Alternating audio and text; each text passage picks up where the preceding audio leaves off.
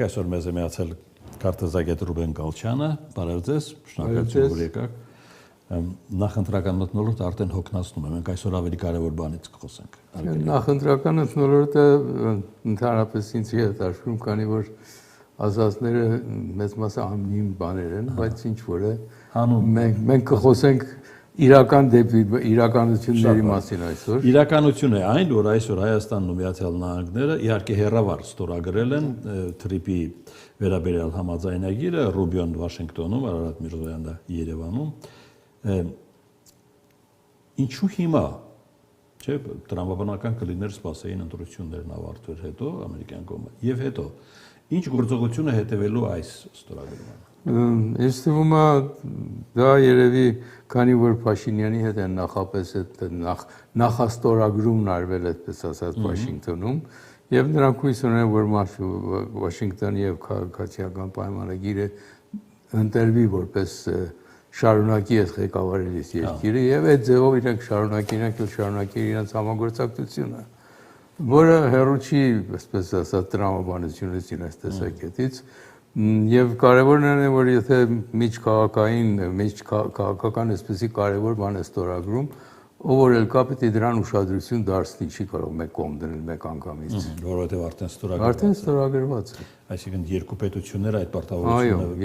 պարտավորությունները վերցրել են։ Հիմա ինչ պարտավորության մասին է խոսքը, որովհետև արդեն այդ համաձայնագիրը քննարկողները ասում են, որ սա այն համաձայնագիրն է, որը արդեն ապահովելու է ամերիկյան ներդրումները։ Ինձ թվում է դա այդպես է, որովհետև քանի որ այս պայմանագիրը հիմա կա, դրան պետք է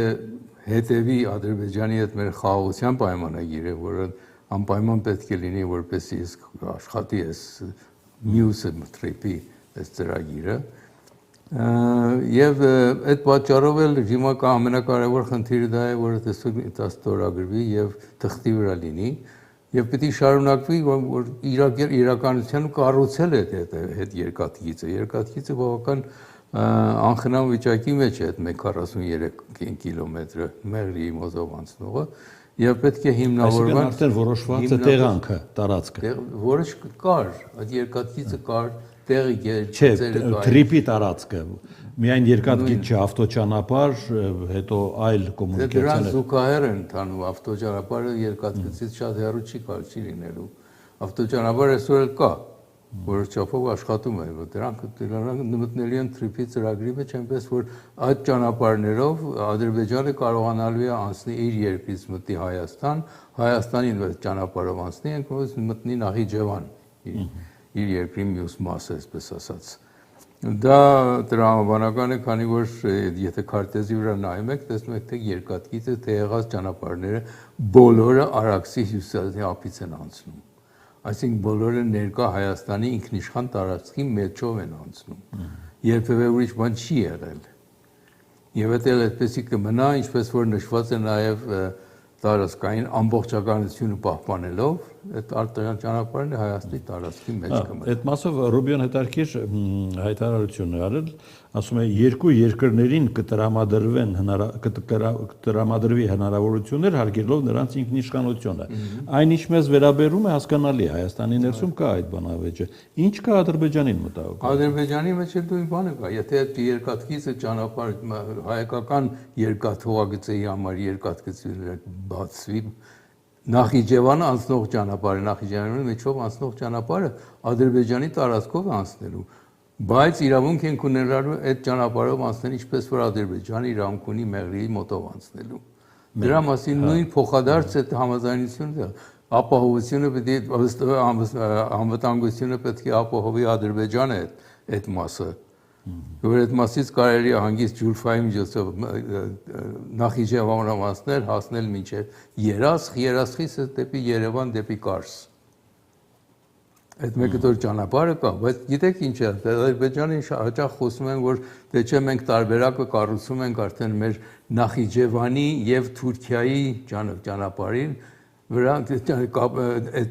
ճանապարհով մենք երկաթգիծ ենք կառուցում, ճիշտ է, ուզում ենք կառուցել, բայց եթե Մեղրիի ճանապարհը չաշխատի, այդ կառուցած ճանապարհը բանի պետք չի լինելու, որտեղ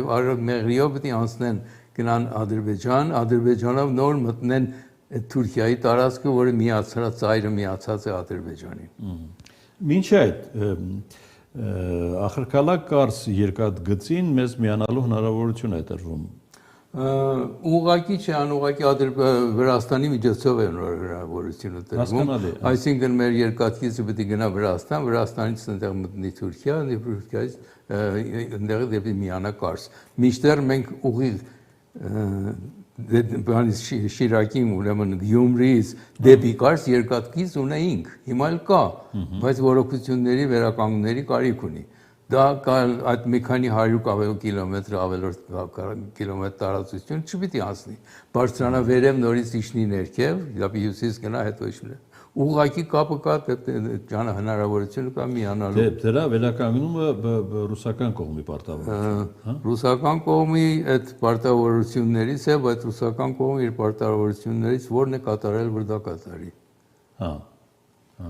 Դա էլ կա, դա աշխարհ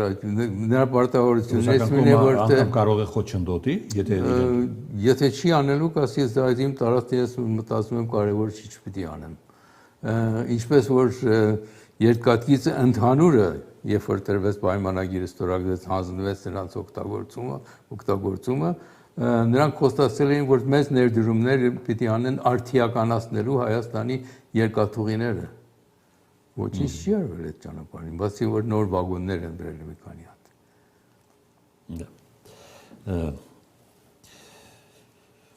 Ամերիկացիները այս պայմանագրով հարգելի Ռուբեն ստացել են նաև Հայաստանի հանքային հանածոների շահագործման իրավունք որոշակի։ Այո, այսօրվա շահագործման իրավունքը մեր հանածոներն այնպես է, որ հանքը առանց շատ մշակելու ուղղակի վաճառվում էր, իսկ այս մյուս դեպքում անգամ նյութը որպես հանքանյութ էր վաճառվում, իսկ մենք այս պայմանագրով որոշ չափով իրավունք ենք ստանում, որ մենք մշակենք եւ արդեն մշակված է։ Դա էլի ամերիկյան ներդրում է ենթադրում։ Ամերիկյան ներդրումը, որ մշակողը պետք է լինի, բայց աշխատողը պետք է աշխատի Հայաստանում։ Հայաստանը պետք է եկամուտ ունենա, այդ գործը պետք է ունենա Հայաստանում կատարվի, Հայաստանի եկամուտ կունենա բնականաբար հանքանյութի արժեքը մի բան կլինի, մշակվածինը 10 անգամ ավել բարձր կլինի։ Հասկանալի է։ Տրիպի մասով կա նաև մի դերևս մշուշոտ հարց, որի առնչությամբ Հայաստանի արտգործնախարարությունը արձագանքել է եւ չի բացառել, որ սահմանային անցակետերի սպասարկումը, գիտեք, վեճը ինչի մասին է, չէ՞, Հայաստանում միշտ ասում են ով է լինելու այստեղ, կպատվիրակվի երրորդ կողմի, դա ենթադրում է երրորդ երկիր, եթե ասում են այդպես։ Ոչ, երրորդ երկիր չի, որևէ կարող է ինչպես հայկական մի կազմակերպություն Հայաստանում կարող է հանձնառնի այդ գործնանի մասնավոր կազմակերպություն, բայց վերջնական խոսքը այդ երկրորդ ֆոնին նստած հայկական պետական մարմինն է։ Եթե խնդիր է առաջանում սահմանի վրա այդ մի որևէ բեռնափոխանցմանը, ապա լուծումը պետք է համաձայնվի, դրան պետք է համաձայնվի Հայաստանի իշխանության ներկայացուցիչը, որի Հայաստանի սահմանապահն է այդտեղ եւ հմաքսատանանը։ Այսինքն այդ սահմանային անցակետերի վերահսկողությունը երբ երրորդ կողմին է տրվում, դա ադրբեջանական պահանջն է հաշվի առնում։ Ոչ։ Ադրբեջանցիներն ասում են մենք հայերին չենք ուզում հանդիպել այդ։ Ասել է հայերին չենք ուզում, այսօր Հայաստանի տարածքով իրենք գնացներ են տան գնում գալիս։ Իրենց մարդիկ եկել են Հայաստան գնացել են անգամներ, ադրբեջանցիները, պաշտոնյաները, պետական պաշտոնյաները, Ալիևի ասածը պարզապես մատ ռետորական խոսք էր։ Ես չեմ հավատում նման բան իրականության մեջ ներկայացնի։ Կարելի է ֆրոնտում նստած անհատը հայ չլինի կամ որևէ ազգ լինի, ոչ թե ռուս, ուրիշ ազգի մեկը լինի, բայց երբ որ պատասխանը, երբ որ խնդիր է առաջանում, նայում է հետևում նստած հայը պետք է իրավունքը տա դրան նրա որոշումը վավերացնի, որ թողնում ենք այս գնաց կանցնի, այդ ապրանքները անցնեն թե ոչ, նրա որոշումը հայը պետք է վավերացնի, հայ պաշտոնյան, պետական պաշտոնյան։ Այսօրվա Ռուբիոյի հայտարարություններից եւս մեկը շատ էական, Ռուբիոն ասում է Հայաստանի եւ Ադրբեջանի միջև հակամարտությունն այլևս ավարտված է։ Երկկողմը էլ խոսում է, երկկողմերը ասում են, բայց Ադրբեջանը այդ ուղղությամբ ոչ մի քայլ չի վերցրել մինչև հիմա Չնայած օգոստոսի 8-ի պայման համաձայնագրի մեջ նշված է, որ պետք է երկու կողմ վերադառնան Ալմաթիի նշված սահմաններին, որը խորհրդային միության շտաբի գծած սահմաններն են, որը բոլորին հայտնի են։ Այսինքն Ադրբեջանը այս համաձայնագրով արդեն իսկ պետք է օկուպացված տարածքներից դուրս տարածքները պետք է դատարկի, բայց մինչև հիմա այդ գործը չի, օրինակ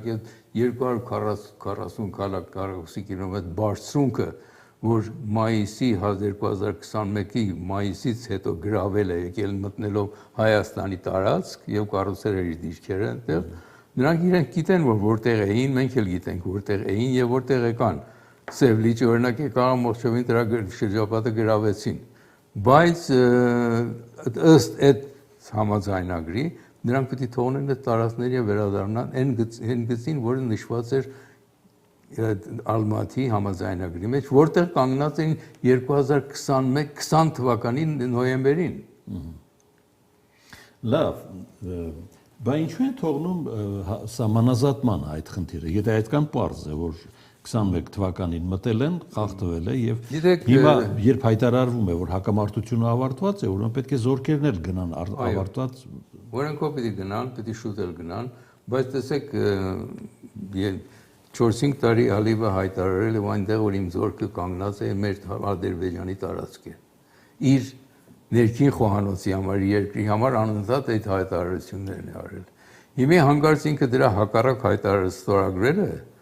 եւ պիտի ինչ ճանապարհով իրեն երկրին համոզի, որ այդպեսի աստիճանաբար մենք պետք է հետ տանք դա եւ այլն եւ այլն։ Դա ինքն իրեն դժվար վիճակի մեջ է դրել։ Հա, բայց կասկածելի է ինչու են խնդիրը թողնում սահմանազատման process-ի վրա։ Դա սահմանազատումը եթե լինի Սահմանազատումը պետք է ըստ էության վերաբերվել այն մյուս Չէ, բոլորին ամբողջ սահմանին։ Չէ, իսկ խոսքը օկուպացված տարածքների մասին է, որտեղ մտել են։ Օկուպացված տարածքները նույնպես պետք է սահմանազատվեն, քանի որ որոշ տեղեր մենք ենք օկուպացրել, շատ փոքր չնչին տարածք, բայց Ադրբեջանից օկուպացրել են։ Նա պետք է մենք վերադարձնենք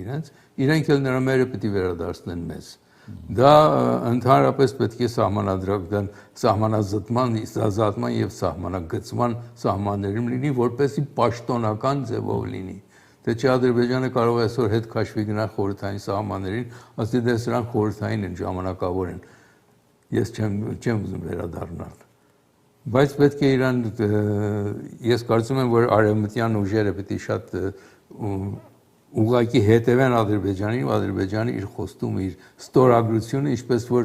Ալիևը հայտարարեց հենց օգոստոս 8-ին, որ երբ մենք համաշխարհային ամենակարևոր մայրաքաղաքում, ամենակարևոր դիվանագետի ներկայությամբ ստորագրել ենք, որ մենք այս գործը կանենք, ով կհամարձակվի, որ այդ գործը չկատարի, իր խոստումը չկատարի։ Իր խոսքն է դա։ Դրան ես կարծում եմ, որ Ամերիկայի կողմից ճնշումը պետք որ դա իրապես դա կատարի եւ կարելին շուտ։ Հիմա գանք հաջորդին։ Հակամարտությունը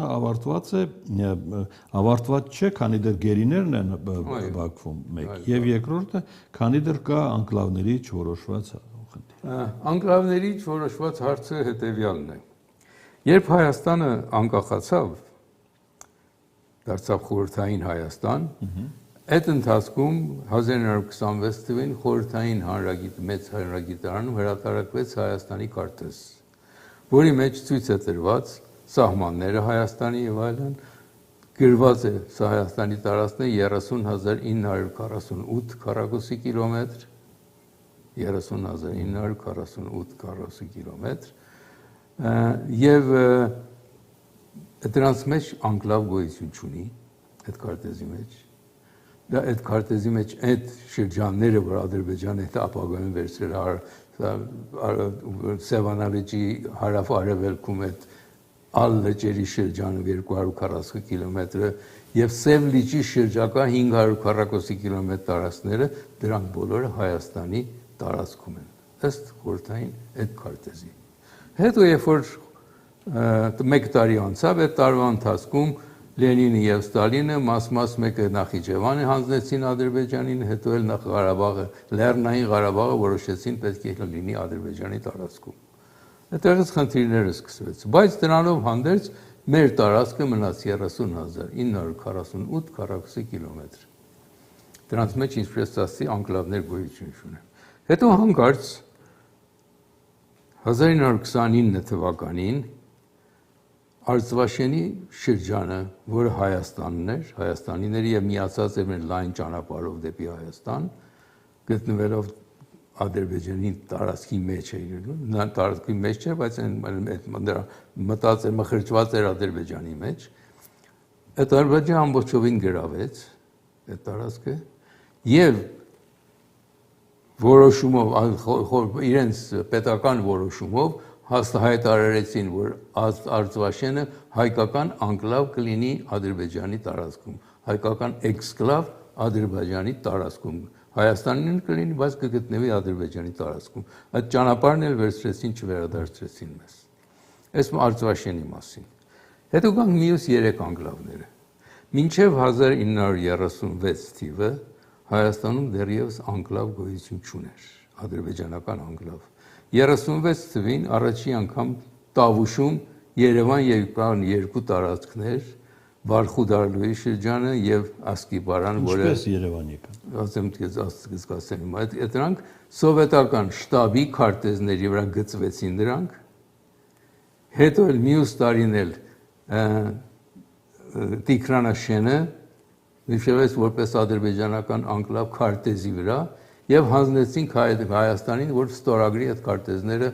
վավերացնեն երկկողմ Ադրբեջանը եւ Հայաստանը, որը 69-70 թվականներին արեցինք մենք։ Բայց որևէ պետական որոշում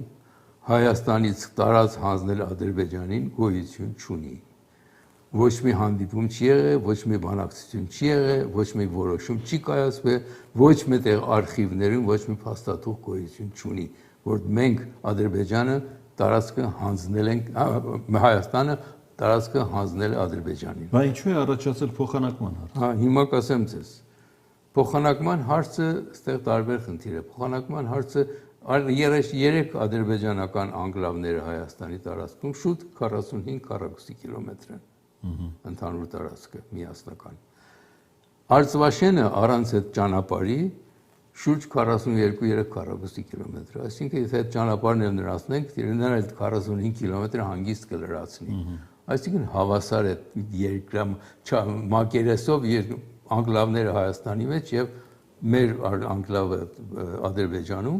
Այսինքն խնդրին ձեռք չտալը տրամաբանական է շատ։ Դա դրանց ձեռք չտալը շատ տրամաբանական է։ Եվ ես երկու ալտերնատիվ կա։ Մեկը դրանք հանձնում ենք, մեկը դրանք չենք հանձնում։ Եթե մենք հանձնում ենք, մենք ինչ կկորցնենք։ Այդ 3 անկլավներից, որ Ադրբեջանը ունի մեր տարածքում, Ասկիպարան ամբողջովին դատարկ է, ոչինչ գոյություն չունի, դրա մեջ ոչ մի կանգուն շինություն էլ չկա, դաշտեր են, արոտավայրեր եւ այլն։ Վարխուդարլուում անկյունում այդ կայան փոքր գյուղ կա, որը երկաթուղու գծի կայանն է այնտեղի դեպի Ղազախ միացնող, որը չի աշխատում, այդ գյուղն էլ հետեւաբար համարյա աշխատելու բան չունի։ Նրանց երրորդը գալիս է Տիգրանաշենը, որը գտնվում է Երասխից դեպի Արենի գնացող ճնստած այդ ճանապարհի մայրուղու վրա։ Առաջին ինչու պիտի այդտեղը մայրուղու ճանապարհը Ադրբեջանին տրվեր, դա հայտնի չէ։ Հետո կասեմ Ալիևը դրա մասին ինչ ասեց, որ 200 տարի այդ շրջանում թուրքեր են ապրել, ադրբեջանցիներ են ապրել, հետևաբար դա մերը պիտի լինի։ Բայց 200 տարի առաջ Ադրբեջան գոյություն չուներ, որ ադրբեջանցի ապրեր այնտեղ։ Եվ եթե այդ ձև ենք մոտենում խնդրին 200 տարի ադրբեջանցիներ ապրում, ադրբեջանական անկլավ կլինի, այն ժամանակ Լեռնային Ղարաբաղում 2000 տարի է, որ հայություն է ապրում, ամբողջովին Լեռնային Ղարաբաղը պիտի հայկական անկլավ լինի Ադրբեջանում։ Այդ խոսքը այլևս իրանք չեն կրկնել, չեն շարունակել։ Քանի որ իրանք տեսնում են, եթե նման առաջարկ լինի, հակառակ առաջարկներ կա։ Գալիս ենք երկրորդ